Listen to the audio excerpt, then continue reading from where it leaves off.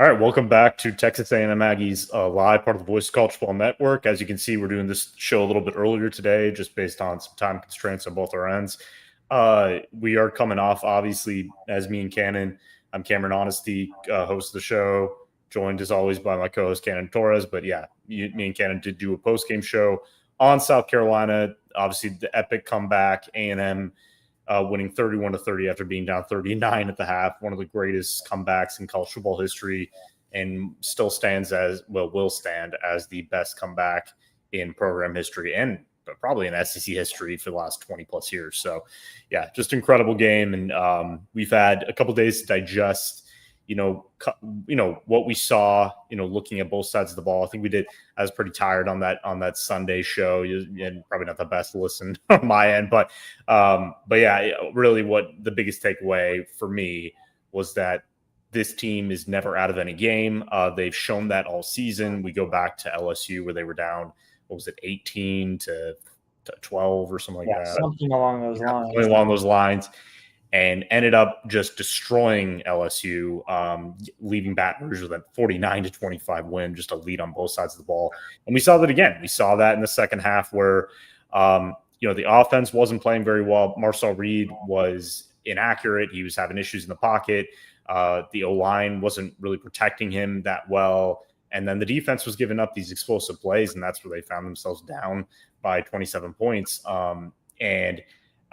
So on Monday, head coach Mike Elko did his usual presser to start the week, and he was asked about that. What the halftime speech we're all hoping to see during the new episode of The Pulse that we'll release tomorrow night to see if we get a little shot of what he said when they were down by 27 points. Mm-hmm. But he said after the game, I don't really remember what I said. I don't think it was really anything, that memorable in that way of galvanizing his team to do what they did, but he really put it on the players, saying these are a bunch of 18 to 21-year-old kids who very emotional, as we know. He basically I'm a 48-year-old man. I have to control things. I kind of know that as I get older in my 30s, that you have to be the grown up in the room a lot of the time, and when you are younger, emotions overtake the moment sometimes, but it was the work they put in going back to January, going back to getting these transfer portal guys, especially Casey Concepcion and Mario Craver, joining this team, the other defenders they got from the portal, the returning production, over 72% of the 2024 roster. And again, it's that culture, that blue-collar mentality that it doesn't matter what the score is. It doesn't matter how we played before. It's how we play now, and we have to put it all on the field. And again, it came out to be one of the most miraculous and hard-fought wins we'll ever see, probably in Texas A&M history. Yeah, definitely. If you haven't watched it, go check it out, because we reacted to that game on Sunday. So definitely go check it out. But I want to touch more a little bit on what Mike Elko said, in that the preparation for this game was 6 months ago. Not right before the game, not the practice leading up. It was in the weight rooms, in the practice rooms, in the film rooms 6 months ago, and even longer than that. So that's the way that they have wanted to build this program, and that's the way they're going to continue to have this program play at an elite level. So definitely looking forward to them continuing on in winning in every single way, in every single capacity, because that's what we've seen so far this season. It's had ups and downs in games, but you've won in every single capacity and factor when it comes to these games. Yeah, and it's a complete team effort, like I said. And that's the thing we've been looking for from Texas A&M for many, many years, is that, even going back to the Kevin Sumlin years, that was mainly offensive dominance. Obviously, the 2 years with Johnny Manziel at the helm, they had to score a ton of points just to get out with a victory, especially in SEC play, where you're playing against not equally good offenses, but the defense was just so bad some of those years that you just couldn't really rely on them at all, even against bad opponents. So even, you go back to Jimbo Fisher as well, there were some good defenses. Obviously, when Mike Elko was there as a defensive coordinator, they had some of the better defenses in SEC play, but there was just this mentality and it's always at the head, right? If you're, you can have the best coordinators, but the head coach is the one who basically creates this culture. He's the one who establishes this, and sometimes it takes years for this to be established. You and I are both Dallas Cowboy fans. You kind of watched last night of, one of the best games we've seen from the Cowboys, for example, and they're dealing with tragedy after losing Marshawn Nealand, and you could just tell how that team played based on how their head coach is leading them. And it's obviously, Dak Prescott and others, but it's the same with Texas A&M right now. You look at the veteran players on this team. Marcel Reed has taken that leadership role as well. And, he was given a lot of credit as one of the locker room voices that really led this team, saying, look, we can still do this. Like, it's on me. Like, I didn't play well. I threw 2 interceptions. It could have been 6 interceptions at that one point, and he knows that. Like, he was throwing errant passes, but he just went out there and had probably the best performance we have seen from him yet, completing 16 of 20 for 298 and 3 touchdowns, no interceptions, didn't even get close to an interception. He was hitting every target. And, yeah, his wide receivers were giving him a lot of help there, but it was a complete team effort. Everybody bought in to the fact that they could win this game. Nobody went out there and acted like, oh, you know what, it's already lost. We just have to focus on the rest. No, they said, no, we're going to win this thing. Like, screw it, because we know what's in front of us. We know that we have to win out to have a shot at the SEC championship. I had to actually correct myself on Sunday. Again, very tired at that time. They do have to win these final 2 games. I think we kind of said like they have to just win one more game. Yes, they do have to beat the Texas Longhorns as well to get to the SEC championship game, which makes sense. I mean, that's why you do see kind of the same teams every year with Georgia and others that are in there, that you do usually have to finish undefeated, or you have to have a tiebreaker or something like that to get in. But either way, it was just about accomplishing these goals. And the fact that they're a 10-0 team, everything that the stakes are even higher, right? Because if this was, we're trying to win 9 games for the first time, which was already done. But if that was the case, like your 8 wins, and it was kind of like last year when you were 8-3 going into the final game, which you still have a shot at the SEC championship game if you beat Texas, and they still hadn't won 9 games, since the 2020 season. Again, the stakes are so high now that you're looking to win a national championship this year. This isn't just getting the playoff. Yes, you need to get to the playoff. They already have like a 99.8% chance. We'll see tonight with the new CFP reveal. Rank is real. But again, just to avoid talking too long, this is just a different team overall. It's something we have not covered, something I, as someone who's covered A&M for a while, have never seen or covered or discussed. It's weird, but it's great, and it's going to be very fun to witness over the next 2 games. Yeah, and for a lot of the stuff that we've already witnessed, and I think we'll kind of reflect on that in today's show. I think that we are so ready at the prospect as people who have watched this team so far. I think we're ready for some of those other storylines that we're just ready to see on the field again. I mean, we saw an incredible comeback, but what if they go into Austin DKR and do something else unheard of? We don't know. Yeah. The prospect of having something surprising happen is just what gets people off their feet. And that's what they've done time and time again this season already. I think at the start of the season, we were seeing games against UTSA and Utah State, and people were thinking that some of the performances were pretty lackluster, but I think in retrospect now, I think it was them just gearing up towards their matchup against Notre Dame. And from then on, they turned on the afterburners. And now here we are. So we're already 10 games in. It's week 13, week 12? Yeah. Going into week 13, yeah. Going into week 13. I mean, we are almost done with this regular season. But I also look ahead and I'm like, man, that national championship's midway through January.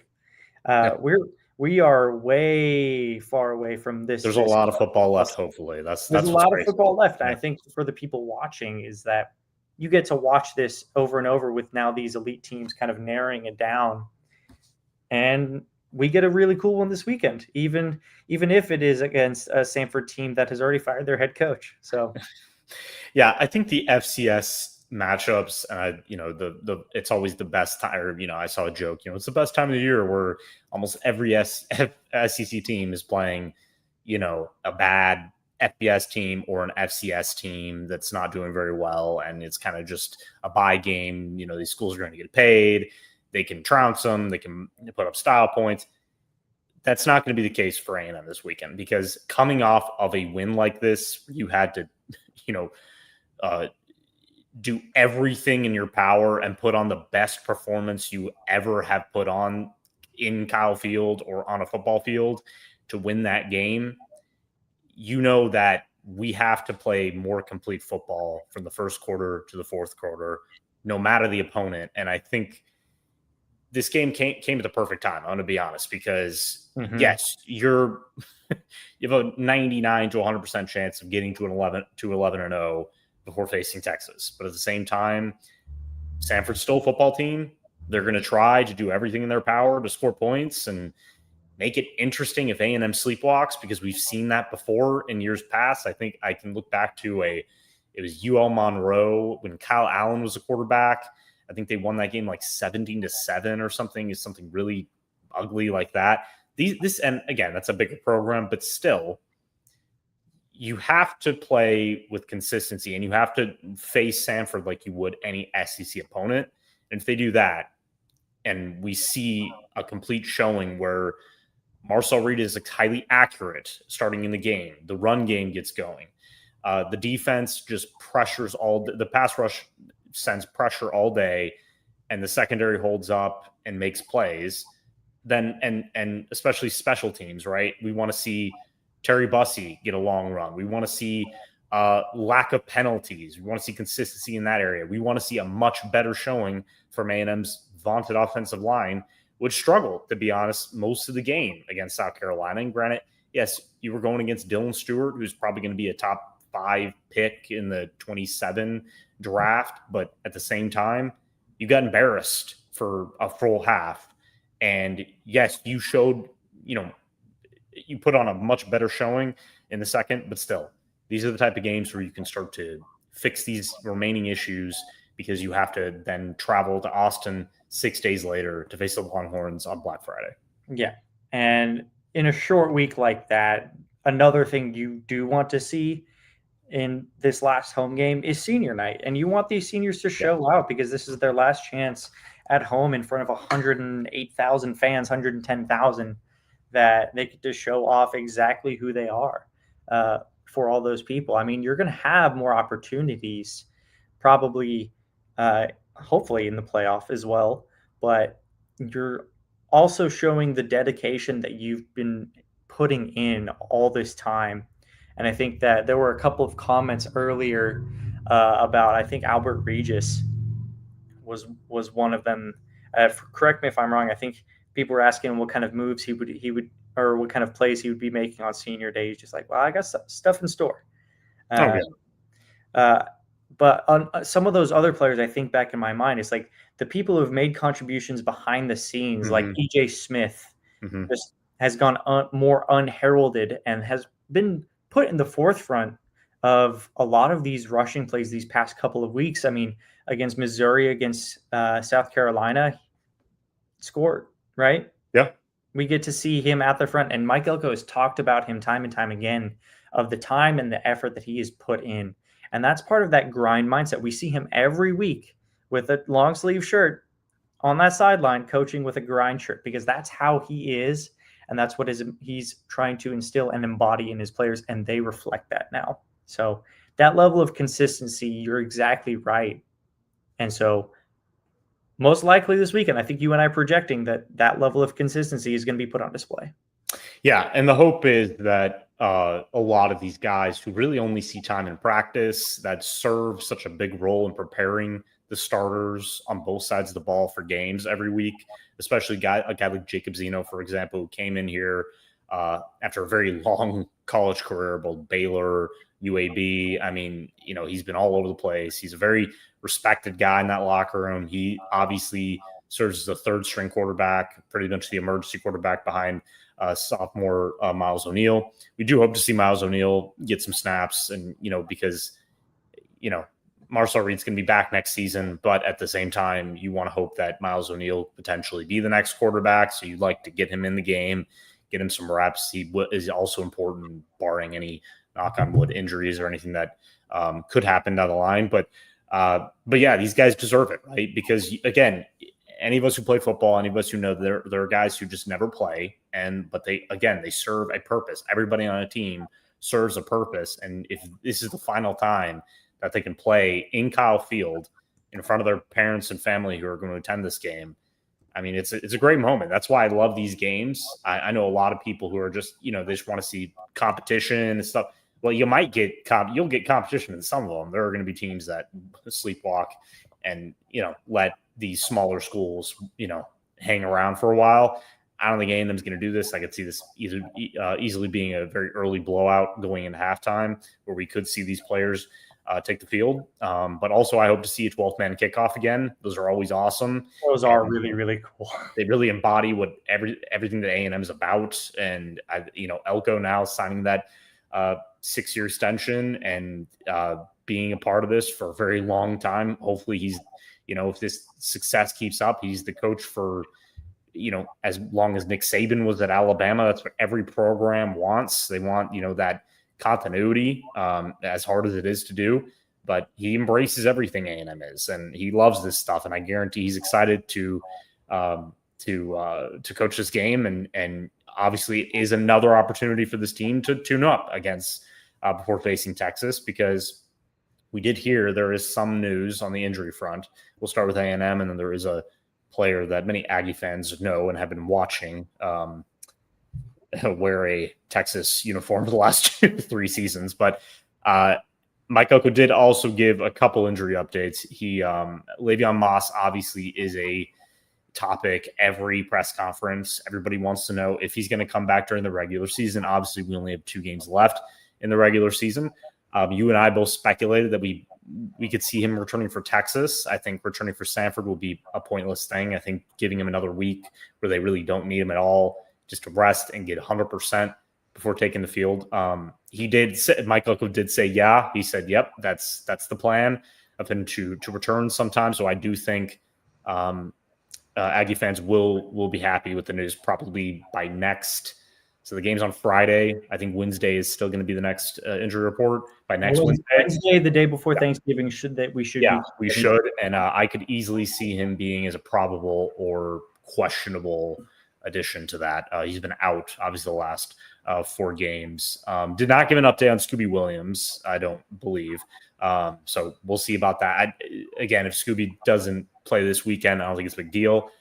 But I'm blanking. You're really just looking for the people who are out to get that full rest that you need, because you need to be a full strength in a rivalry game. Yeah, and he did say Ruben Owens as well. He does expect him to be back. We saw a scare in that South Carolina game when Ruben Owens went down when they were going on their run, and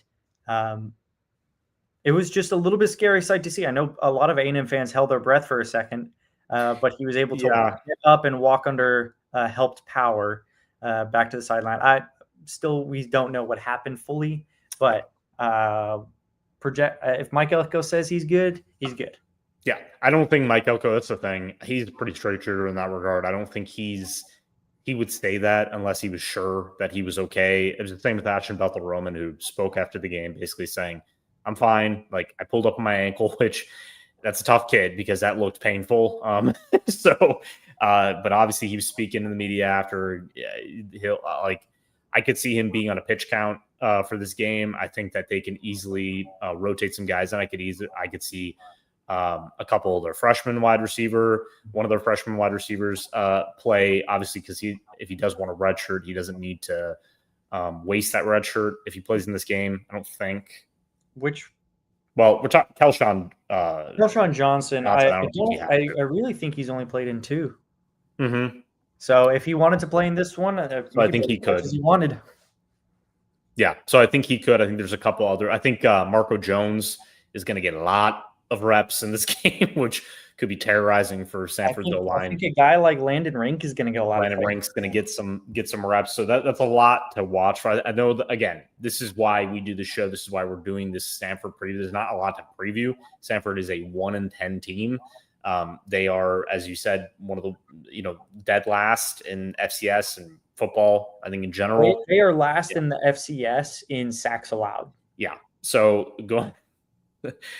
God bless. Going against A&M's pass rush is going to be very violent and very ugly. Most likely, they also have a quarterback who's not the biggest guy, so he's going to be scrambling for his life probably on every play. So I don't see Cassius Howe, who, by the way, Cassius Howe is a Lombardi Award finalist. That was made official today. He's joining David Bailey, who's a Texas Tech edge, Jacob Rodriguez, who's one of Texas Tech's star linebackers, probably should be a Heisman candidate at this point. That kid's playing out his mind. And blanking right now. Alabama's starting left tackle. Caden Proctor? Caden Proctor, thank you. Who actually is from Iowa. So, but yeah, he's playing at a very high level as well. Probably their best O-lineman. They've had some O-line trouble. I mean, this is if you're putting a guy like Caden Proctor out as a slot wide receiver screen we saw earlier in the season, I think you have a dog. He deserves that award recognition. So, but yeah, again, Hal's just having an incredible season, still leading the SEC in sacks with 11.5. I think he's going to finish. I can see him finishing with 15 at this point, based on the next two opponents, based on the O-lines, especially if he plays extended minutes in this game, he could get up there in one game. But Texas has O-line problems, which we will talk about next week. But yeah, it's all out there to have a great game, get guys on the field you wouldn't normally have out there. Especially the seniors who just do not play a lot of minutes and are usually on the bench. And again, it's just one of the best weekends for me personally. I know a lot of people don't like to watch these because they end up being blowouts, but if you're a fan of a team and you want to see the lower half of the depth chart, maybe the future play, these are the opportunities in season. And especially if your team like A&M is a college football playoff team, which we'll see tonight, but we expect that even if they finish 11-1, they're going to be a top 4 seed. I still believe that. It just depends, which would give them a bye in the quarterfinal round. But yeah, I don't really have a lot to say on that. I mean, that's the thing with these games. You really can't preview them in depth, but it's more about A&M and what they need to fix and what they want to put on display. Yeah. And the display should really be like getting those younger kids out there, right? Just to get those valuable reps in a program like this as you head towards the college football playoff. But really going back to Cassius Howe, I think that we are seeing one of the premier defensive production and defensive progress defensive ends that we've seen in recent football history emerge. I mean, this is a kid coming from, Bowling Green. I know a couple of coaches in their press conferences before they played A&M have said, man, we entirely missed out on our evaluation of Cassius Howe. So the way that he's come into this program now, and after this will be the full second year, be just almost an unstoppable force for them along the defensive line, who we had questions about coming into the season. It's just really, really nice to see. It's relieving, I should say. So going into this week against a 1-10 Samford team that has already fired their head coach and just doesn't have most of the things that a regular football team would have going for them this late in the season. Mm-hmm. Now you're getting to be able to, I don't want to say look ahead, because obviously anything can happen. It's a non-zero chance that A&M wins, but you're looking ahead towards that Black Friday night, which marquee games are happening on that night. Mm-hmm. If you have a quad box, I would definitely think about investing in a service that would be ready for a quad box. But A&M plays Texas, and we'll preview that this next week. But I think a lot of the times it's time for really us to reflect back, right? Yeah. So when I think of reflecting back, you think of the plays that, players made, offense, defense, special teams. So I think I challenged you this past week and was like, can you remember 3 plays that just stand out into your mind as you reminisce throughout this past season that just stand at the forefront of this historic season, that just come up to you immediately when you think of maybe 10 years down the line, where it's like, oh, I remember that 2025, 2026 season. So I would say so. Yeah, really, the ones that stand out are Casey Concepcion's punt returns. So his punt returns, both the first one against UTSA, which was his first score as an Aggie, and then we look at LSU, where the Tide's returning, A&M was taking control of the game, and he returns that punt for a touchdown, and basically that was the end of it. That was A&M's run. They destroyed LSU after that. I think that's catapulted this team to where they are now after that win. Mhm. But I mean, in terms of, singular plays, really outside of those, I mean, this team's just been so balanced that I don't know, outside of Mario Craver, we can talk about, his touchdown against Notre Dame, which really started to show us what this offense could be. I think they tied the game with that at 7-all the first quarter. His ascendance onto the college football landscape, obviously Marcel Reed's play in that game proved to us all that he had taken that next step as a quarterback. We've now seen consistency from him in every game this year. I mean, honestly, I was writing about something the other day and I was kind of looking back and going, man, he really hasn't had a bad game outside of, I guess, the half against South Carolina. And that's not even a full game because he still had a career high 439 yards passing. So, but at the same time, what could have been has been Le'Veon Moss if he didn't get injured. And that's what we'll always look at. And he will be back. But getting hurt after or during it was like the second half of the Florida win, he was on pace to hit 1,000 yards for the first time in his career. He was getting close to matching, his season total last year if he had 3 or 4 more games in front of him, and just how much better it would have looked. And we're talking about an offense that is averaging close to 40 points or over 40 points per game now. I think it's close to it. Just how much better, I mean, this overall play calling scheme and what Colin Klein could have done, in against. I mean, yeah, it's actually really hard to quantify that because, I mean, they've been blowing out these teams on the road outside of Arkansas, which was a close game where they scored 45 points. But we're talking about a team that could have put 50 or more on teams based on how he was playing. And that's one of the reasons we view Texas A&M as a national championship contender. And that's why it is funny to me when I see a lot of fans and stuff go on social media and say, well, we've been doing this without our best player. Mm-hmm. And they kind of have a point there. Like a healthy Le'Veon Moss with a good offensive line, he is your best player on offense. I mean, most complete player on offense. And and that's including Casey Concepcion and Mario Craver and Marcel Reed, just based on his experience, his toughness, his vision, and his agility, and his bursts, and every attribute that will make him an NFL player at the next level. But yeah, I mean, it's cliche, but Marcel Reed's, maturity, I guess, is the best word, of taking control, of learning from his mistakes last season and taking that criticism in stride. Mm-hmm. The biggest takeaway, and that could lead them to even greater heights because they can trust him. And especially what we saw, and I saw a lot of people on social media, I saw a lot of college football experts and national media people just dogging him and acting like all the success he had beforehand was worthless. And then he comes out and puts on that performance. And I mean, he's continued to define A&M as a true contender, and very similar to what Notre Dame did last year. Mm-hmm. I kind of look at that in the same way.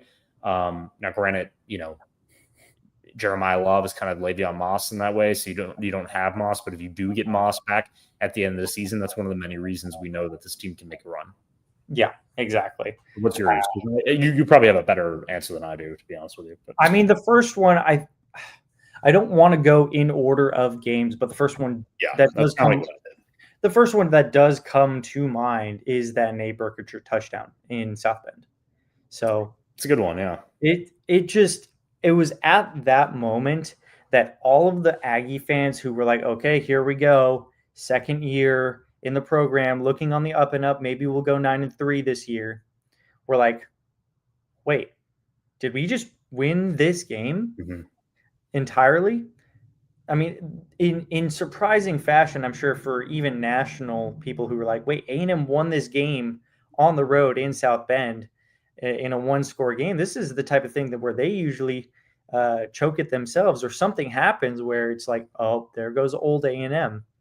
But that's where this turning point happened. So in my mind, that's why it stands out, is because that was the point where I think even the players knew on this A&M team was what kickstarted it and what elevated their floor. So that's the first one that comes to mind. Thoughts on that? Because that's how. Yeah. See, I didn't choose that one.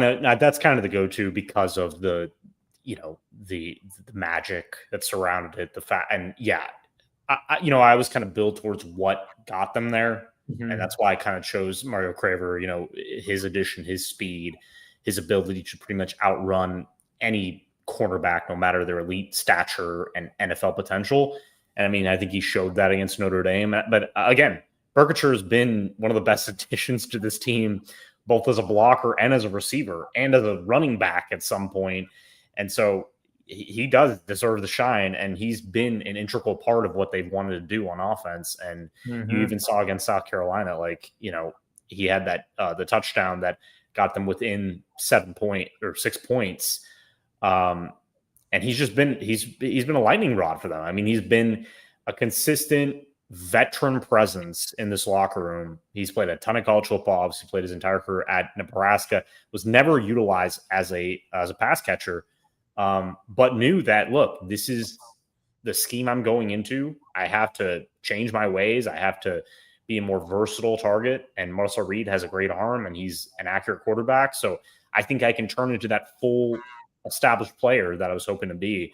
But yeah, that moment and doing it with his eyes closed, I mean, it's in Texas A&M football history as one of the greatest plays of all time and one of the greatest finishes of all time. And you're right. I mean, that did catapult this team to where they are now, because I don't know. We never really discussed this, but if A&M would have lost that game, who knows? Who knows what would have happened? Because we've seen in college football seasons, especially LSU, for example, right? That's actually a good one. Brian Kelly, one of the reasons he was fired was they lost a lot of these opening season big-time matchups, and they just couldn't get it done. And you always think, what could their season have been if they did win those? We just don't know, because it's a crazy game. And yeah, we can talk about A&M's offense being as elite as they've been and the defense ascending, which we're going to get to in a minute. But yeah, I think that probably is the number one, if I really do think about it, because not only was it magical, but it did show that if they didn't have Burkhardt in this tight end room, that play wouldn't have happened. They've had issues of Theo Mella and Ostrom becoming that full-time guy they can trust. They've had, Amari Nyblack is still he's an older player, but he's still kind of learning the position as well. And when you get a guy like Burkhardt in here, all we heard all offseason was how important he was, how great he's been playing, and how, they needed a guy like this last year. Because you think back to Malin Ostrom's drop against Auburn, that would have moved the chains. That would have probably won A&M the game, to be honest with you. Those small moments, when you take those away, you end up 10-0. That's just how crazy it is, right? That's just how it is. You're defining wins and losses. Yeah, it's that minute. And you look at two of A&M's wins, 41-40 against Notre Dame, 31-30 against South Carolina. Nate Burkhardt had two touchdowns in those games. I'll tell you my second He might be the reason. It might actually be the reason. He might be. I don't know.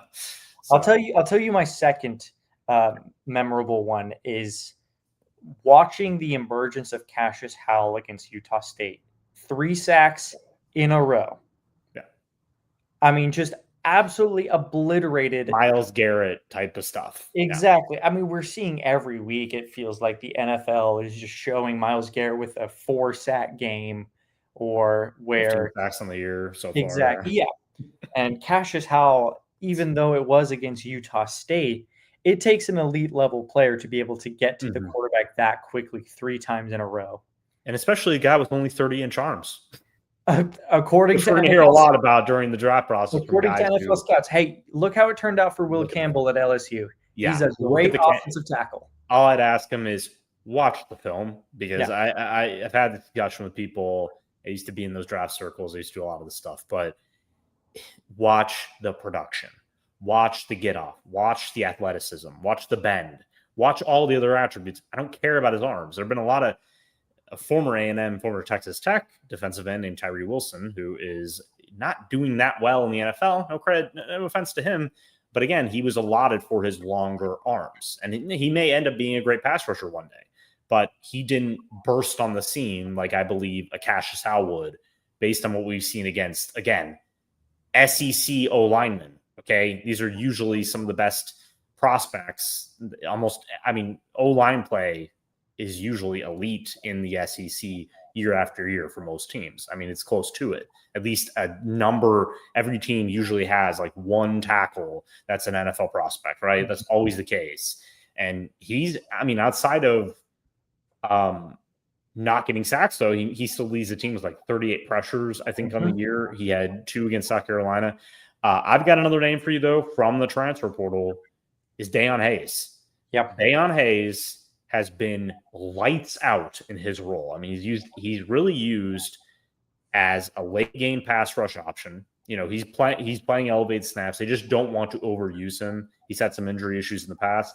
He had, outside of his sack fumble that ended the game against Auburn, and I think he also had a sack against LSU. He had I'd have to look back, but 6 pressures led the team. They had 19 pressures, I think, on the day per Pro Football Focus. 1 sack. He was everywhere. I mean, he was in the backfield. I mean, Lenore Sellers, it wasn't just Hal. It was Dayon Hayes, like in his face in the second half throughout the game. Pure pass rusher. And when he was coming out of Pitt, you could tell then. And that's why Dion went to go get him at Colorado. Now, while it didn't work out there, you are seeing the fruits of his labor, where he has worked and worked and worked to get back from this injury. And now he's used as a semi-specialist on this defensive line. Which is what they needed. That's what they needed, right? Because when you have a Cassius Howell who you can depend on, you need that number 2. Rylan Kennedy has had his moments. He's still going to be a great player, I think. But he's also in a depth chart that is kind of favoring the older guys right now, who are just playing more consistent.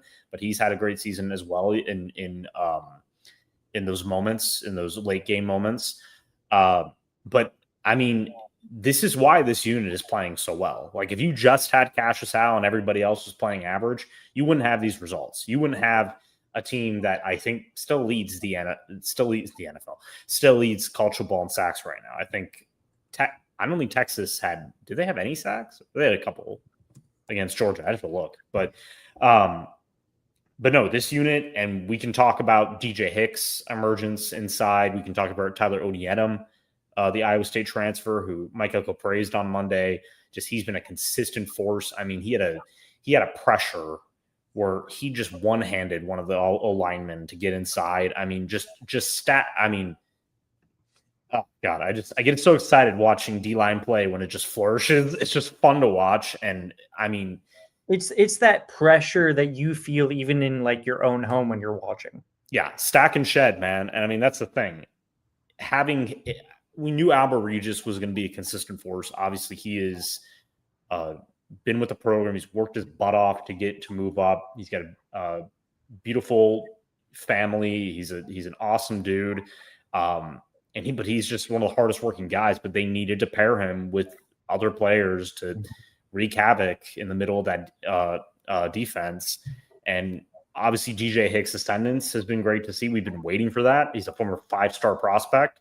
But yeah, having a guy like Tyler Odienem, who can be counted on not just to stop the run. Obviously, playing in a 3-4 defense with Iowa State, that's what he's asked to do, was to stop the run and provide a little pressure pretty much against, 2 O-linemen being double teamed each time. So when you're double teamed most of your career and you get to A&M and you have that single coverage, it's kind of like, again, I don't want to use the Cowboys a lot as a reference, but Quinnen Williams, right? We saw that last night when now you have like 3 elite defensive linemen, you get one-on-one with one of those guys and it's game over. So having that advantage is one of the reasons this pass rush has been so elite. And I mean, looking at the PFF numbers every week, I mean, these guys are always getting average to high scores.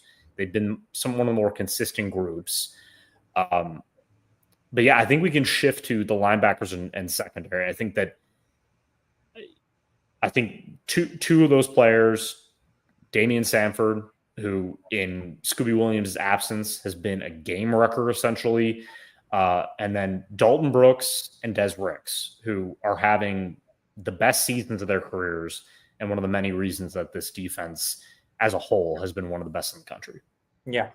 I really want to touch on Des Ricks because if you didn't think that Mike Elko was a defensive backs or safeties coach or whatever it is in that secondary, if you didn't think he was going to be able to develop any person in that secondary after what had happened last season in the breakdown, you would be wrong. You are already seeing it because Des Ricks has went from frankly a liability from the last couple of games in that season to being someone who you need on that field to stop the opponent's best, most of the time even tallest wide receiver. He's been shutting down the X wide receiver pretty much every week. I think he only allowed 3 receptions this past 3 receptions for 33 yards, and then the Nick Harbor touchdown. Nick Harbor touchdown that was credited on Will defense. Yeah, Will Lee got credit for letting that one go. So, okay. So yeah, I mean, I think that Aggies will have the USC bowl game in their mind when it came to Des Ricks before the season. Yeah. But now, and you saw it especially in that LSU game, even with a questionable personal foul in that game, I still think back to it. I don't even want to talk about it. It was so bad. I still think about it. Yeah, but it's the level of physicality and intensity that Des Ricks has come to this season with that has changed him as a player in this Mike Elko secondary.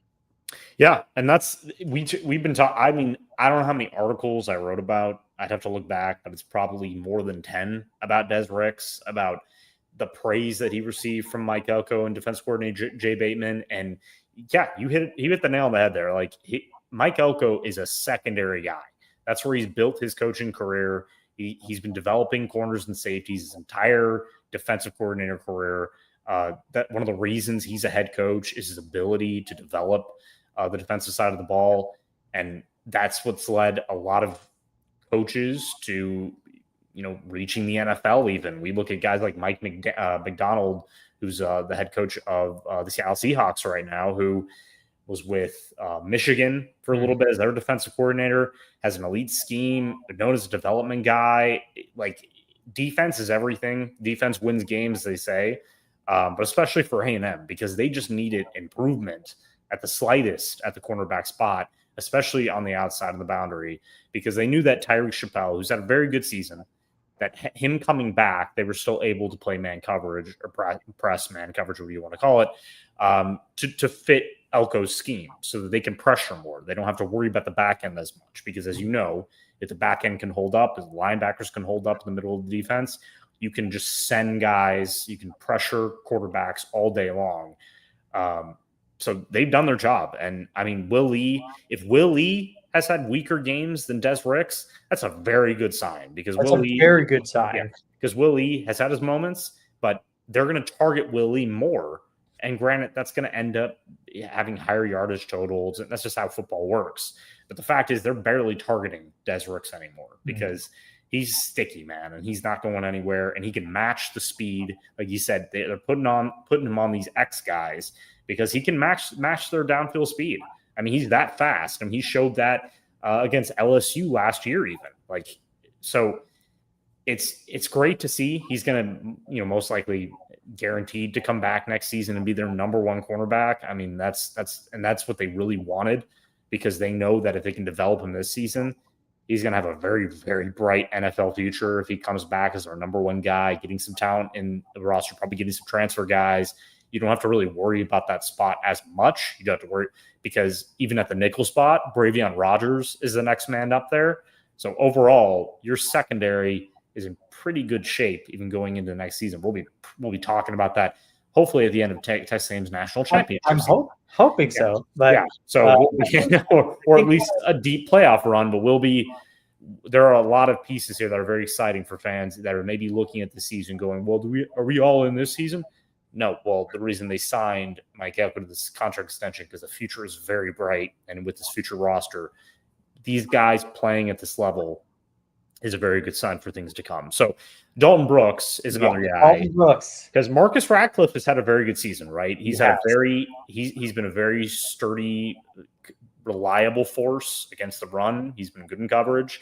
But Dalton Brooks' ascendance after his little legal issue, weeks, I think was it before the season, or I don't know. It doesn't matter now. But he's shown maturity. He's bought into what they're doing here, and man, oh man, am I glad that Mike Elko remembered that he is one of the fastest players on this team during his times of running back in high school, because this kid's been lights out. Just lights out. I think we got to see just what kind of takeover player he is when it was in that Missouri game. When Mike Elko said, "You know what? We're just going to fake punt it inside our own territory, and you're not going to expect it whatsoever." I mean, Dalton Brooks, high school. I would have signed him to an extension right there. I'll be honest with you. Dalton Brooks, a high school everything, but mainly a running back, just trusted to be able to get 50-plus rushing yards right off of a fake punt. Yeah. So even though it was excellent execution when it came to that play, I think Dalton Brooks has gotten so much better at play recognition from that safety role. And that's what we were wanting to see a little bit more last year. We already knew that he was going to be able to come up and be a good run stopper, because that's how he was developed and brought up. But it was the play recognition, the awareness that may have needed a little bit of a step up. And he's taken those steps already this season. And I'm really happy to see, because Dalton Brooks was one of my favorite players for an A&M class that year coming out of high school, because you could just ask him to do anything. And we were talking about it last season a little bit with so many running backs down. Could you put running back or Dalton Brooks in as a potential running back in certain scenarios? That was a real point of discussion we were having. Yeah. But, no, you could. Yeah. No. But now you're able to let him roam free in that safety role in a secondary that supports each other. And I think it's making him better for it. Yeah, and I mean, getting him around, a pretty mature group, I would say, having a guy like Marcus Ratcliffe in there. Bryce Anderson's been injured most of the season. Obviously, at this point, I don't know if he's going to return for the regular season. Not sure. We'll get an update on that. But in his absence, because you got to remember, Anderson had a career low last year. We were expecting a lot, because this is his final year, and this is really big for his football playing career. But he was, like Dalton Brooks, was a guy who really didn't play safety. He was a quarterback in high school. Dalton Brooks was kind of a do-it-all guy as well. But the fact is that he's made this jump in year 3, which we're all expecting, right? With most of these players, quarterbacks are a little different. You do expect, and nowadays it's a little harder. Like, you maybe expect those guys to take a jump in year 2, especially if they're heralded like 5-star recruit. Obviously Marcel Reed taking the jump at this stage is pretty incredible after 1 year on the bench and not even starting a full season last year. But with Dalton Brooks playing safety, it's a tough position, especially nowadays. And like you said, it's that understanding of zone coverage. It's that understanding of where he needs to be, reading the quarterback's eyes, kind of understanding the cadence and everything that's going on pre-snap. It's, not just being a force against the run, but being that guy in those deep third levels of the field to cover some of the speedier wide receivers, to help out guys like Tyreek Chappelle in the slot. Like, you need to be an all-around defensive player and a defensive back to play safety at a high level. And that's why we don't see a ton of you look at guys like Ed Reed, for example, who's regarded as one of the greatest safeties of all time, obviously in the Hall of Fame. Yeah, he did such a good job because of his length, and he was a very tall guy. That's what you kind of look at Marcus Radcliffe as. But Dalton Brooks is just a do-it-all weapon, and that's the thing. His interception that sadly turned into no points against South Carolina in the first half, again, he was right where he needed to be. It was a bad pass. It doesn't matter. If you're right there to make that interception and help your team out, that's all they're asking him to do. And he's just been as a pass rusher as well, that speed. Mike Elko just drawing up plays has got to be fun. Just knowing he can just put Dalton Brooks anywhere on the outside to exploit twists and stunts and just get that speed in the middle, just to chase off the quarterback from the pocket to make an errant throw. Even it's not that easy to get a sack, but he needs to get in his face, and he's been doing that all season long. And he's going to be a very, very valuable player in the playoffs. Like, he's going to be a guy we talk about.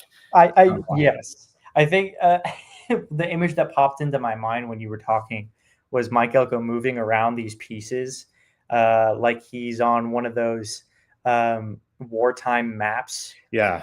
With a very, very big stick. True, though. He's moving around his pieces, and he's putting his soldiers where they need to be on the battle map. Hey, it's like Hakeem Frampton, right? So Hakeem Frampton, the reason why Hakeem Frampton is going to be a player like this at the next level, I just want to say that now so that we look smart down the line, because that type of speed, you need, everybody wants that. And the great thing is, unless they're like a 4-star, 5-star prospect with length or whatever, some of them ignore them. Mike Elko does not ignore these guys. He sees their potential. He saw that with Dalton Brooks.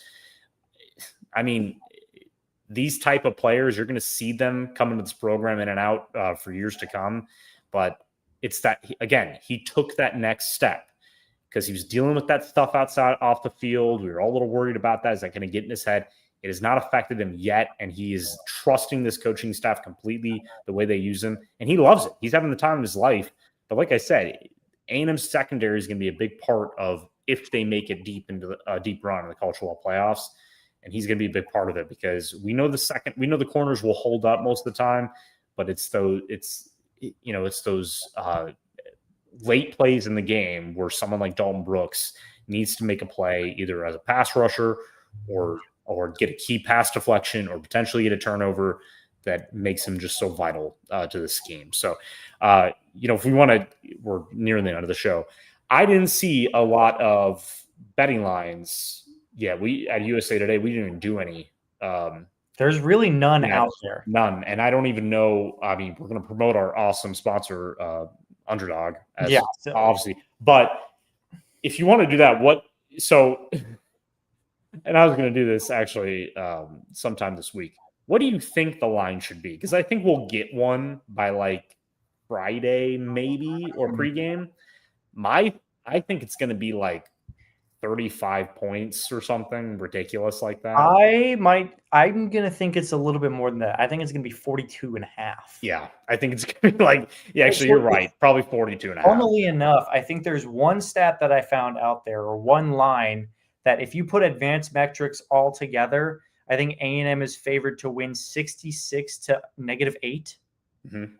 -8. How are you gonna... I don't know how the numbers work out that way. Is there a possibility that they can get negative points? Is that a new thing in football? I don't think so, but sorry, Samford fans.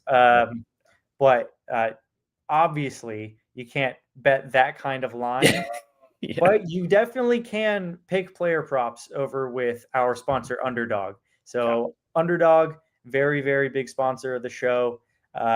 If you guys want a little bit of extra cash for the weekend or have a play that you want to make where it's like, I know this is a gimme, you can go to Underdog. You can play $5 with the code VOCFB Aggies. If you play $5, you get $50 instantly in your account. You just got to put in the code. So that is VOCFB Aggies on Underdog. You support them, you support us, and it's all in good fun, guys. Yeah. And as always, you must be 21 years or older to play or participate. And if you have a gambling problem, you can always call 1-800-GAMBLER. All right. So one last thing. So I think we touched. I think really, if we talk about the linebacker rotation, Torrey York has been outstanding this season. He's had his moments. Didn't have his best tackling game against Missouri. He's allowed to have off games like that. They still blew him out 38-17. So I'm not really gonna, pinpoint that as a reason or anything that they struggled. But his ability to sniff out screens is some of the best I've seen from a linebacker in many, many years. And I mean, I'm going to be honest, like, I hope he has a long NFL career, but I can't wait to see him as a coach. That's the thing. I agree. Think he's one of the smartest guys. Remember I'm blanking on the Netflix college football show. They had a scene. It was, I think it was before A&M played Texas last year, and they showed Torrey York, studying film and kind of talking about what he was seeing. And automatically, I've seen a lot of these guys through the years that I can kind of pinpoint if they're going to be coaches or not based on their love of the game, based on their understanding of all the X's and O's, and that kid gets it. Like, talking about any given Sunday? Any given Sunday, yes. Thank you. Saturday? Yeah, any given Saturday, yeah. So he's, undersized, so that's going to hurt him a little bit in the NFL draft process. I can't wait. No, I'm saying that because I can't wait for teams to pass on him and for somebody – maybe the Dallas Cowboys. I don't know, but that'd be a fun little get there. That's going to get, Pro Bowl potential type of player. That's going to be not just an excellent player, but an excellent addition to any locker room. But yeah, I could easily see him on A&M staff in the future if, his NFL career doesn't last as long as he'd like. It's just getting this type of player. I go back to, actually, we should preface that Anthony Hill, who, as you all remember, was committed to A&M for a second, ended up flipping his commitment to Texas, has been starring for the Longhorns for the past, it's now 2.5 seasons, right? 2.5 seasons. 2.5, yeah. He's actually broke a bone in his hand.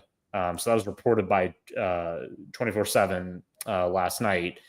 Sarkisian is optimistic that he could play in the regular season. So I'm not sure that means he would.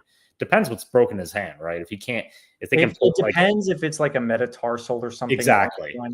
Yeah. If he can play with a cast on and he can still wrap up, then I think he'll probably play against A&M, but something to monitor. But I think it is fun to look back at the Anthony Hill chaos that after he decommitted and committed to Texas, there was all this, who's going to be our linebacker? And credit to Jimbo Fisher, really do. Credit to Jimbo Fisher for going in and landing Torrey York, who's a 3-star prospect at the time, who was only getting offers from, Duke to play. He would have played. He'd be playing here, I think, anyways, which is kind of hilarious because he would have gone to Duke and played for Mike Elko, probably transferred with him to A&M. So I think that's kind of hilarious. But great job on Fisher for seeing the talent when nobody else really saw it. He was famous for saying that Texas never even really showed that much interest in him at all. And they basically He lived right near him. Yeah, they basically flew a plane in for other prospects or a helicopter for other prospects. Yeah, so they've been playing great, but I do want to touch on the kicking situation. So Randy Bond, he was like 1 for 3 on field goals. He also hit one that hit the goalpost and left goalpost and doinked off, and it's pretty ugly. He has struggled this season. He's only hitting 61% of his field goals, which is bad. Mike Elko basically said after the game, actually on Monday, I don't think he talked about it the game, but on Monday, he backed Randy Bond. He said Jared Zirkle, though, their other kicker who is dealing with an injury, is healthy, but he backed him, said he has confidence in him. My thing is, I'm not 100% sure about that because, and I'll get this taken, then we'll head out of here. But I don't know, because some of these games could come down to single digits where you need your kicker to make a big kick. And to be perfectly honest with you, Bond has not been that trustworthy this season. Yeah. I do like that Mike Elko's backing his guy, though, because of if you aren't backing your guy, I think that does so much for your mental headspace, especially as a kicker. But having the confidence and backing of your coaching staff and players, your teammates around you, I think it does add a little bit more kick to that percentage, at least in my own mind. Yeah, that could be the case. Yeah, I can see that. And you're just going to have to go into this postseason. And if you have that confidence in your guy, he's going to hit it for you. Like we've seen, I think it was this past season with the San Francisco 49ers. We saw a great kicker in college, but not really translate to the NFL in Jake Moody. Mm-hmm. I think he was 0 for 4 on the first couple of field goals. And then the 49ers drive down the field and kick a game-winning 40-something yarder because they still had that confidence in him. They didn't bench him. I mean, it's all mental. I agree. Granted, he's not on the team anymore, but Jake Moody still was trusted by his teammates and everybody else. Yeah, it's all mental, and I mean, we'll see. I think that Samford's a good opportunity for him to get some kicks, get a little more confidence. And I'm gonna say in this game he hits a 50-yarder. I think they should try it. He's 0 for 3 on those this year. So might as well. Yeah, try to get him out there. Maybe get Zerko out there too, but maybe he doesn't want to get Zerko out there. Dalton Brooks out there? He doesn't want to hurt Randy Bond's confidence. So I think it's more of a trying to get the confidence thing going so that they can rely on him for those kicks. But either way, A&M's offense has been we've pretty seen elite. Dalton Brooks do stuff on special teams before. Dalton Brooks kicking, yeah. Let's let him kick a 50-yarder. Yeah, let's do it. All right. We're going to head out of here. So thank you guys for watching. As always, we will be back potentially on Sunday to review the Samford game just for a quick 30-minute show. But yeah, it's a big one next week. Next Tuesday, we will be hopefully having a guest on. We haven't discussed that yet, but we'll figure that out for the Texas game. The Lone Star Showdown is back in DKR for the first time since 2010. So if I think back to that, I think I was 15 years old at that time. And I still remember that game. Ryan Tannehill, Cyrus Gray game. I think he had that long time. Man, that guy was fast. Yeah, they underutilized him. Even though they used him well, they underutilized that speed, man. Ooh, baby. So yeah, it's going to be a big one, and we'll be here. We're going to cover every aspect of that matchup, and we'll see what the Longhorns do this weekend. They have Arkansas, who desperately probably wants to beat that team. So it's a little bit of a look-ahead spot for them. They can't look ahead yet. A&M can look ahead. They can't look ahead. If you don't think the fighting Bobby Petrinos are going to roll in there and try their dang to win this game and get him a head coaching job. Yeah, especially the way they lost LSU. He's fired up. Like it's going to be a fun one, I think. So, all right. As always, you can follow me at Cameron Odyssey on X. You can follow Cannon at Torres Cannon. You can follow all my work at Aggies Wire. And both my writers, Jared Johnson and Dylan Flippo. And Cannon, as always, plug your Patreon. Yeah, you could follow me over on Patreon at Bell Tower Intel, covering all your recruiting needs for football and basketball surrounding A&M. All right, guys.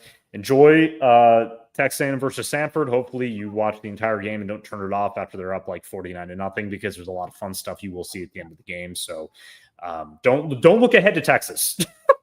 Don't do that. Just watch. You know who you are. Enjoy going 11-0, and then you can focus on Texas. That's fine. But yeah. All right, guys. See you next week. See ya.